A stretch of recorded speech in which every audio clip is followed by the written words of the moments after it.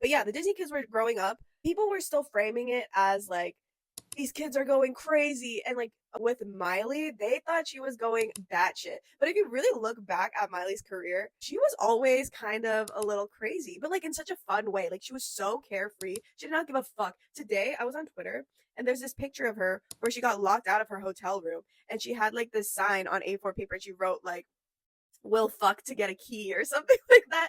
And that was when Hannah Montana was airing. Like she did not give a fuck and I loved it. I was obsessed with it.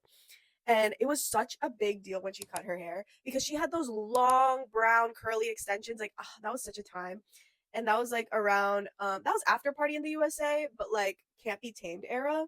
And when she cut her hair, it was such a big deal. Like Hannah Montana is dead. And when she cut her hair and she got like the side shaven and like people would add the Hannah Montana logo, it was, oh my God, such a time. Miley really defined this era. I feel like when you think of 2013, you have to think of Miley Cyrus because that VMAs performance, she looked fucking ridiculous, but also it became iconic. That was one of the last, I would say, VMAs that I feel like is ingrained in everyone's brain. Like everyone was watching it at that time. I think the real last one that people remember watching was probably 2016 or 2015.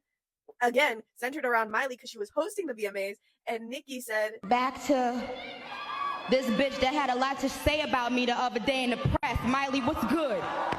We're all in this industry. We all do interviews, and we all know how they manipulate. Nicki, congratulations. And just because the VMAs have already started doesn't mean that the voting is done.